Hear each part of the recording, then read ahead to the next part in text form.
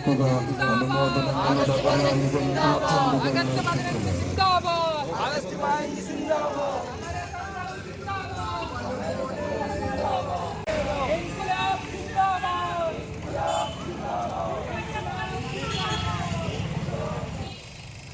പുതിയ ചരിത്രം നോക്കി നിങ്ങൾ ആസാമിൽ മതന്യൂനപക്ഷങ്ങൾ കാട്ടിലേക്ക് ഓടി പോകേണ്ട സ്ഥിതി. എത്ര കാലം കാട്ടിൽ ജീവിക്കാൻ കഴിയും? ഏതെങ്കിലും നാൽക്കാലികൾ ചെയ്യോ ഈ കാലഘട്ടത്തിൽ? ഇവിടെ മണിപ്പൂർ എന്ന് പറഞ്ഞ സംസ്ഥാനമുണ്ട്. മണിപ്പൂർ എന്ന് പറഞ്ഞാൽ ഇന്ത്യയുടെ ഭാഗമേ അല്ല, അത് മറ്റൊരു രാജ്യമായിരുന്നു. ഈ ഇന്ത്യ രാജ്യത്തെ വിശ്വസിച്ചുകൊണ്ട് ഇന്ത്യയിൽ ലയിച്ചു ചേർന്ന ഒരു കൊച്ചു രാജ്യമാണ് മണിപ്പൂര്. ഇപ്പൊ എന്താ അവർക്ക് കൊടുത്ത മറുപടി?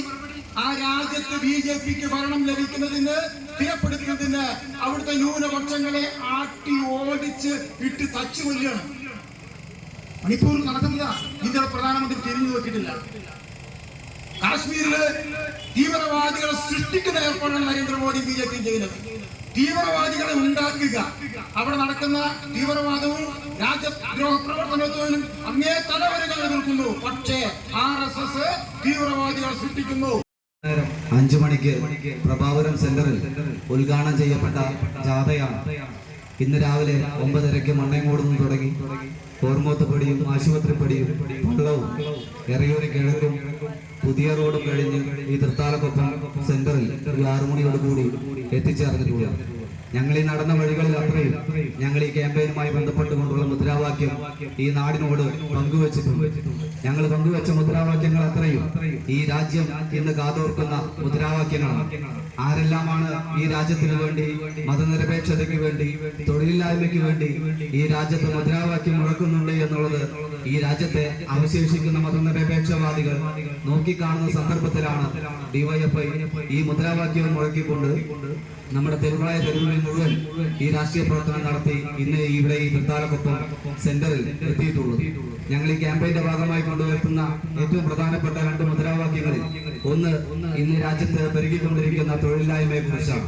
2 ഈ രാജ്യം വർഗീയപരമായി ഭിന്നിപ്പിക്കുന്ന മതനിരപേക്ഷ മൂല്യങ്ങളെല്ലാം തന്നെ ഇല്ലാതാക്കുന്ന നരേന്ദ്രമോദിയുടെ ഭരണകൂടത്തിനെതിരെയാണ് രണ്ടാമത്തെ ഞങ്ങളുടെ മുദ്രാവാക്യം എന്ന് പറയുന്നത്. ഓഗസ്റ്റ് 15 നമ്മുടെ ഈ രാജ്യത്ത് ജനിച്ചു വീഴുന്ന ഓരോ കുട്ടിക്കും അവന്റെ ഈ ഭൂമിയിൽ ഈ രാജ്യത്ത് എത്ര കാലം ജീവിച്ചിരിക്കുമ്പോഴും ഈ ഓഗസ്റ്റ് 15 എന്ന് പറയുന്ന ആ ദിനം കൊണ്ടു ചെന്നെത്തുന്ന ഓർമ്മകൾ ചെറുതല്ല.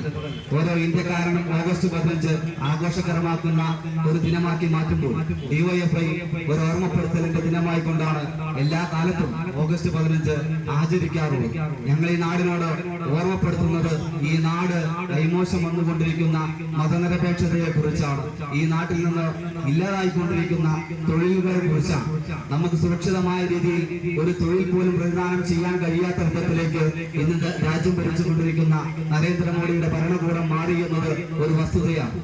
ഇന്ന് വിദ്യാഭ്യാസമ്പന്നരായ ചെറുപ്പക്കാർക്ക് സുരക്ഷിതമായ ഒരു തൊഴിൽ നൽകാനുള്ള ഒരു പൊതുമേഖലാ സ്ഥാപനം ഇന്നില്ല എന്നുള്ളത് ഒരു യാഥാർത്ഥ്യമാണ്. നരേന്ദ്രമോദിയുടെ ഭരണകൂടം നമ്മുടെ രാജ്യത്ത് അധികാരത്തിൽ വരുന്ന സമയത്ത് പ്രതിവർഷം 2 കോടി തൊഴിലവസരങ്ങൾ ഈ രാജ്യത്ത് ചെറുപ്പക്കാർക്ക് നൽകുമെന്ന പ്രഖ്യാപനവുമായി കൊണ്ടാണ് നരേന്ദ്രമോദിയുടെ ഭരണകൂടം നമ്മുടെ രാജ്യത്ത് അധികാരത്തിൽ വരുന്നത്. എന്നാൽ ഇന്ന് തൊഴിൽ നഷ്ടപ്പെടുന്ന ചെറുപ്പക്കാരുടെ എണ്ണം എടുത്ത് പരിശോധിച്ച് നോക്കിക്കഴിഞ്ഞാൽ അവർ ഓഫർ ചെയ്തതിലും എത്രയോ 10 മടങ്ങ് അധികമായിക്കൊണ്ട് ഈ രാജ്യത്ത് തൊഴിൽ നഷ്ടപ്പെടുന്ന ചെറുപ്പക്കാരുടെ എണ്ണം പെരുകി വരുന്ന ഒരു കാഴ്ചയാണ് നിലവിലുള്ളത്.